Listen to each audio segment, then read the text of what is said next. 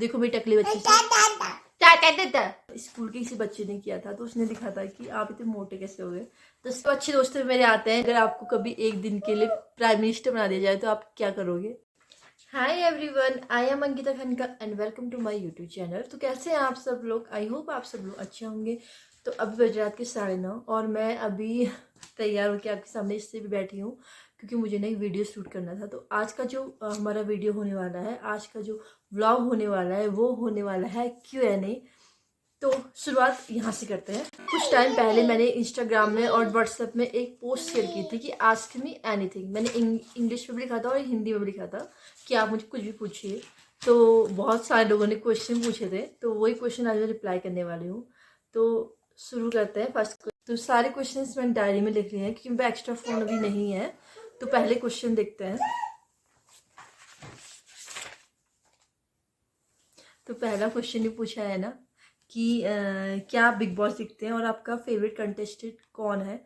तो नहीं, मैं बिग बॉस नहीं देख रही हूँ। इस बार वाला सीजन मैंने नहीं देखा है बिल्कुल भी।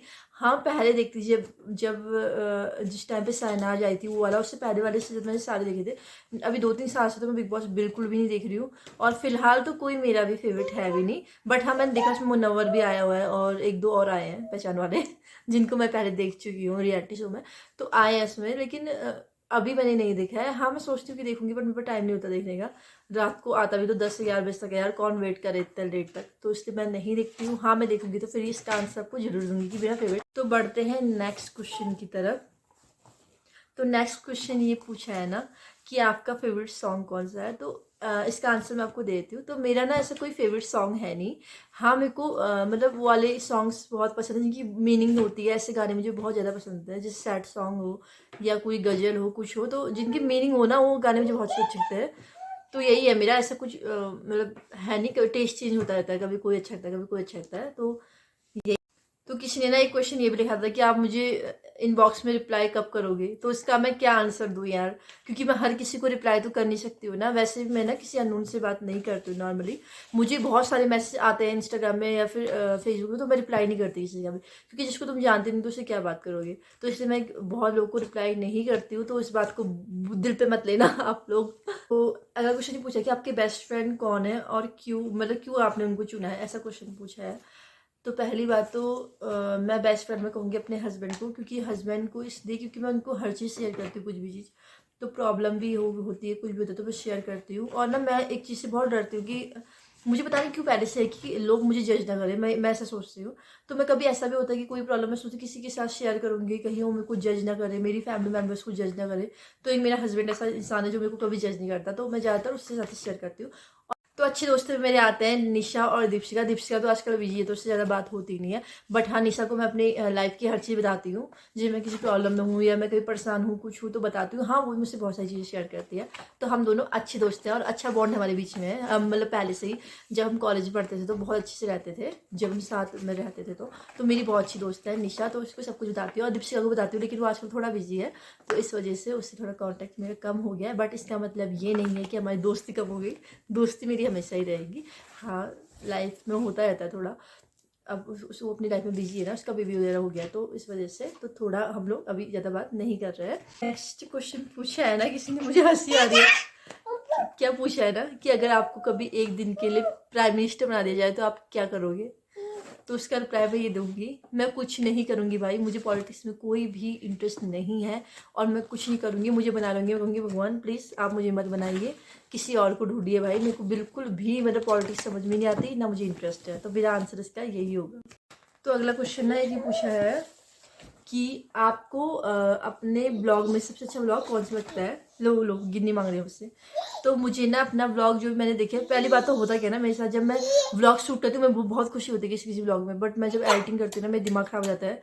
फिर मैं सोचती हूँ इतना अच्छा नहीं लगा कि मैं को क्या आप भी बात करोगे। तो ना मैं बोर हो जाती हूँ उसको देख के। देखो मेरी टकली बच्ची से हाँ, तो मैं ना बोर हो जाती हूँ ब्लॉग देख के। तो मैं मतलब हो जाती हूँ कि अच्छा नहीं लगता मेरे को। बट वैसे ना मुझे अपने वाले ब्लॉग अच्छे लगते जो मैंने गांव में शूट किए अपने, जैसे कि 7-8 वाले जो ब्लॉग थे ना वो बहुत अच्छे थे, क्योंकि वो मैंने गांव में शूट किया तो बहुत अच्छी उसमें ग्रीनरी दिखाई दी है। मैं कोशिश करती हूँ कि जाऊँ, लेकिन मैं जाऊँ भी कहाँ यार, मतलब इतना शूट करने, क्योंकि अभी घर पे काम भी चल रहा है और थोड़ा मैं बिजी भी हूँ, तो इस वजह से मैं अभी मतलब नहीं जाती हूँ ऐसे एरिया में, बट हाँ जल्दी मैं जाऊँगी तो शूट। तो एक क्वेश्चन पूछा है कि आपकी फेवरेट प्लेस कौन सी है और क्यों।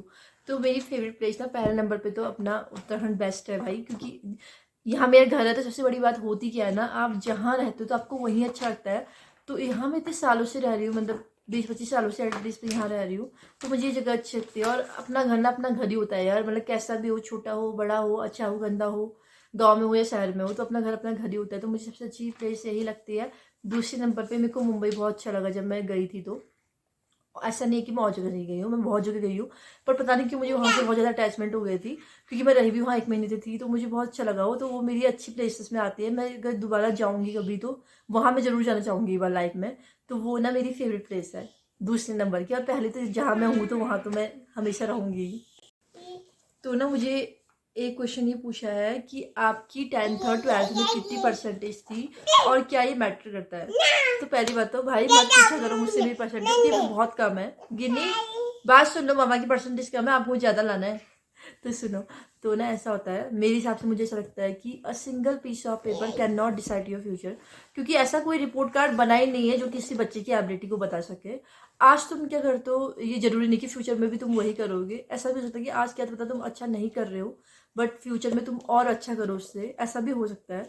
तो कभी भी ना किसी को ऐसे वो नहीं करना चाहिए, जज नहीं करना चाहिए। और ये परसेंटेज वगैरह कहीं पर मैटर नहीं करता। हाँ, जहाँ पे कट ऑफ जाती है, कभी आपको कहीं एडमिशन है तो वहाँ पे थोड़ी बहुत मैटर करती है, बट आपकी लाइफ में ना ये कहीं पे भी मैटर नहीं करता है कि आपकी 10th में कितनी परसेंटेज थी या 12th में कितनी परसेंटेज थी। अगर आप लाइफ में सक्सेस हो गए, कहीं आपको जॉब अच्छी मिल गई, कहीं अच्छी पोस्ट में आप हो, तो कोई आपसे ये नहीं पूछता कि आप 10th में कितने बार फेल हुए थे, कितने बार पास हुए थे, या कितनी परसेंटेज। तो ना मुझे एक लड़की ने भी कॉम्प्लीमेंट कहेंगे, कमेंट किया कहेंगे, तो उसने मुझे लिखा था कि आप इतनी क्यूट कैसे हो। तो एज अ कॉम्प्लीमेंट मैं इसको लूँगी। तो इसका रिप्लाई मैं ये कहूँगी कि, तो कहते हैं ना the beauty is in the eyes of beholder. तो इसका मतलब ये है कि ब्यूटी मतलब सुंदरता देखने वाले की आंखों में होती है। तो जिस सुंदरता से आप दूसरों को देखते हो, तो उसी सुंदरता से वो आपको सुंदर लगता है। तो मेरा ही मानना है कि जैसे आप किसी को देखोगे तो वैसा ही आपको सुंदर लगेगा। अगर आप किसी को अच्छे उससे देखते हो कि हाँ ये अच्छा है, तो अच्छा लगेगा आपको। गंदे उससे देखते हो तो गंदा लगेगा। तो आपके अंदर कोई बात होगी तब आप मुझे अच्छा समझ रहे हैं। तो ये रिप्लाई मैंने। एक क्वेश्चन ना मुझे अपने स्कूल के किसी बच्चे ने किया था, तो उसने लिखा था कि आप इतने मोटे कैसे हो गए। तो इसका रिप्लाई मैं बहुत अच्छे से देना चाहती हूँ। जब मेरी शादी नहीं हुई थी उससे पहले एक बार मैं बहुत ज़्यादा बीमार पड़ गई थी। तो मैंने 1-1.5 हफ्ते तो हॉस्पिटल में रही। तो मुझे ना बहुत ज़्यादा ग्लूकोज चढ़े वहाँ, मुझे याद है मुझे 30 या 35 ऐसे ग्लूकोज चढ़े थे टोटल। दिन के मुझे 4-4 5-5 ग्लूकोज चढ़ते थे। और मुझे खाने के लिए स्ट्रिक्टली मना किया था कि मुझे टाइफाइड और पीलिया साथ में हो गया था, दोनों, टाइफाइड और जॉन्डिस। तो इस वजह से क्या हुआ ना, उस टाइम पे तो मैं बहुत ज़्यादा कमज़ोर हो गई थी, मुझे बहुत ज़्यादा कमजोरी आ गई थी, मतलब आँखें नीचे डार्क सर्कल हो गए थे और वेट बहुत ज़्यादा लूज हो गया था। बट कुछ टाइम बाद मैं इतना ज़्यादा फूल गई उससे, मेरे पूरे शरीर में स्वेलिंग आ गई और मैं फूल गई ग्लूकोज से उससे। फिर उसके बाद जब मेरी डिलीवरी हुई ना शादी के बाद, तो डिलीवरी जब हुई तो वो भी मुझे, मेरी जो थी मतलब सिजेरियन डिलीवरी थी, तो दैट्स वाई उस टाइम पे मुझे बहुत ज़्यादा ग्लूकोज चढ़े थे। तो इन चीज़ों से ना आपके शरीर में बहुत असर पड़ता है। और दूसरी बात ये भी डिपेंड करती है कि आप किस टाइम पे एडमिट है। जैसे आप ठंडे के टाइम पे एडमिट होते हो तो उस टाइम पे ज़्यादा प्रॉब्लम होती है, क्योंकि जो ग्लूकोज होता है वो थोड़ा ठंडा होता है और बॉडी होती है गर्म। तो अगर ग्लूकोज बॉडी में जाता है तो वो ना बहुत ज़्यादा रिएक्ट करता है। तो इस वजह से मैं थोड़ी मोटी हो गई हूँ, दैट्स वाई यही रीज़न है। तो अभी ना कुछ ही क्वेश्चन बचे हैं। तो एक क्वेश्चन ना मुझे ये पूछा है कि आपके वीडियोस कौन शूट करता है यूट्यूब के लिए। तो इसका आंसर मैं ये दूंगी कि हम, मेरे कोई भी वीडियो शूट नहीं करता है, मैं अपने वीडियो खुद ही शूट करती हूँ। तो जो वाले वीडियो होते हैं जिसमें खाना पका रही होती हूँ या कुछ कर रही होती हूँ, तो मैंने स्टैंड पे लगा के शूट कर देती हूँ। क्योंकि स्टैंड मैंने आपके साथ भी शेयर भी किया था बीच में कि मैंने कहाँ से लिया था करके। तो वो वीडियोस मैं खुद ही शूट करती हूँ। कोई कोई वीडियोस जो मुझे लगता है कि हाँ इसमें मैं नहीं शूट कर पाऊंगी, या जब मेरे पास कोई होता है अवेलेबल, तो उस कंडीशन में ना मेरे कोई ना कोई शूट कर देता है। कभी मेरी ननद कर देती है, कभी मेरी दीदी कर देती है, कभी कोई कर देता है। ज़्यादातर जो गाँव के बीच के वीडियोस होते हैं ना, जैसे मेरा 7-8 वाले वीडियोस थे, वो तो किसी ने भी शूट कर देते, मतलब क्योंकि वहाँ इतने लोग से कोई ना कोई तो कर देता है शूट। तो ये होता है। और अपने वीडियो जो मेरे रेगुलर डेली बेसिस वाले वीडियोज आते हैं, जैसे अभी भी मैं स्टैंड से शूट कर रही हूँ, तो वो मैं खुद ही कर लेती हूँ, मतलब खुद ही स्टैंड को थोड़ा टेढ़ा कर देती हूँ। और जैसे खाना पका रही हूँ या कटिंग कर रही हूँ तो वो मैं आपको दिखा देती हूँ। तो मुझे ना एक क्वेश्चन ये पूछा गया है यहाँ पे कि आप जीन्स क्यों नहीं पहनते हो। तो इसका आंसर मैं आपको देती हूँ। मैं, ऐसा नहीं कि मैं जीन्स नहीं पहनती हूँ, मैं पहनती हूँ, मायके में पहनती हूँ। हाँ, मैं यहाँ अभी मैंने कभी पहना नहीं है।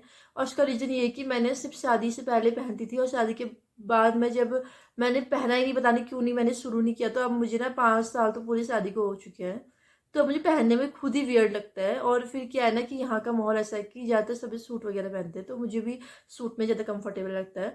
और घर पे हाँ मैं लोअर टॉप वगैरह पहन लेती हूँ, और उसमें मुझे कोई वो नहीं है, क्योंकि ढीले ढाले कपड़े में आराम से पहन लेती हूँ। बट पता नहीं क्यों मुझे ना मार्केट जाके, मतलब मार्केट में जीन्स पहनने में थोड़ा अजीब सा लगता है, मतलब अच्छा नहीं लगता। तो इस वजह से मैं ज़्यादातर सूट ही पहनती हूँ। तो सारे आंसर मैंने दे दिए, एक लास्ट क्वेश्चन बचा है, तो वो आपको बता दूँ क्या पूछा है। तो ये पूछा है मुझसे कि आपको अपने घर में सबसे ज़्यादा ब्यूटीफुल कमरा कौन सा लगता है। तो ना पहले मैं आपको ये बताना चाहती हूँ कि पहले हमारा घर बहुत ज़्यादा बड़ा था, 7-8 कमरे उस तरफ थे, और इस तरफ भी हमारे 3 कमरे, एक हॉल और किचन, टॉयलेट, बाथरूम इस साइड भी है, मतलब 4 कमरे टोटल बड़े बड़े बड़े हैं। तो उस साइड जो हमारे कमरे थे वो 7-8 कमरे थे, और बहुत अच्छे थे वो भी। बस ये उसको उनको हमने तोड़ दिया, लेकिन क्योंकि रेनोवेशन चल रहा था और उनकी थोड़ी हाइट भी कम थी, तो थोड़ा इस वजह से हमने इनको पूरा ही तोड़ दिया। बट आपने क्वेश्चन पूछा है कि आपको अच्छा कौन सा लगता है, तो ऑब्वियसली मुझे अपना बेडरूम सबसे ज़्यादा अच्छा लगता है, क्योंकि जो बेडरूम हमने मतलब डेकोरेट किया ना, बहुत ज़्यादा सोच समझ के किया है। मतलब हर एक चीज़ इस रूम पे हमने अपनी मनपसंद की लगाई है। हमें क्या पसंद है, कलर और वॉलपेपर, कुछ भी चीज़ हो, भले वो स्टिकर हो, वॉल स्टिकर, सब कुछ हमने बहुत ज़्यादा सोच समझ के लगाया है। यहाँ पे हम ये रखेंगे या यहाँ पे वो हम रखेंगे करके। तो ये मेरा ड्रीम रूम है। जैसे होता है ना किसी का कि बेडरूम उसको ऐसा चाहिए, तो मुझे ऐसा ही चाहिए था। और मुझे यहाँ पे आके ना बहुत ज़्यादा शांति मिलती है जब मैं अपने बेडरूम में आती हूँ। पता नहीं क्यों ऐसे अच्छा टाइप का लगता है जब मैं आती हूँ, क्योंकि हमने कलर वगैरह भी बहुत सोच समझ के लगाए हैं। अब जैसे एग्जाम्पल मैं आपको देती हूँ, तो आप मेरे पीछे देख रहे होंगे फोटो फ्रेम। तो ये वाला फोटो फ्रेम जो है, ये हमारा ना प्री वेडिंग कहो या पोस्ट वेडिंग, जो भी कहो, शादी के बाद ही शूट किया था, तो पोस्ट वेडिंग कहूँगी मैं। तो वाला फ्रेम था। तो जब मैं पहले हमारी शादी हुई थी ना, जिस टाइम पे, तो हमारा उस साइड घर नहीं था, मतलब उस साइड था, मतलब इस साइड ये वाला हमने बाद बनाया। तो मैंने पहले सोचा था कि मैं अपने बेडरूम में ये वाली फोटो लगाऊंगी, तो मैंने पहले फ्रेम करा के ये रख ली थी। तो ये वाला फ्रेम है, तो ये वाला हमने यहाँ पे लगाया है, तो बहुत सोच समझ के लगाया है। वहाँ पे मतलब स्पेस बचा था, तो वो वाला लगाया है। तो ऐसे बहुत सारी चीज़ें इस रूम पे जो हमने बहुत मतलब सोच समझ के ही ली हुई है। तो सारे आंसर मैंने दे दिए हैं। आई होप जिन्होंने भी क्वेश्चन पूछे हो वो सेटिस्फाई हुए हो मेरे आंसर से। ठीक है, मेरी थिंकिंग ऐसी है, तो मैंने अपने हिसाब से आपको रिप्लाई कर दिया जो भी है। तो अब आज के व्लॉग को मैं यहीं पे एंड करती हूँ कि रात के अभी 10:30 बजने वाले हैं, और गिन्नी को मैंने सुलाना है। सुबह टाइम पे उठना ही पड़ता है, और फिर थोड़ा ऐसे हो जाता है, मतलब थोड़ा बिजी हो जाती हूँ मैं। तो आज के व्लॉग को मैं यहीं पे एंड करती हूँ, और अब हम मिलेंगे अगले व्लॉग में। तब तक के लिए बाय बाय।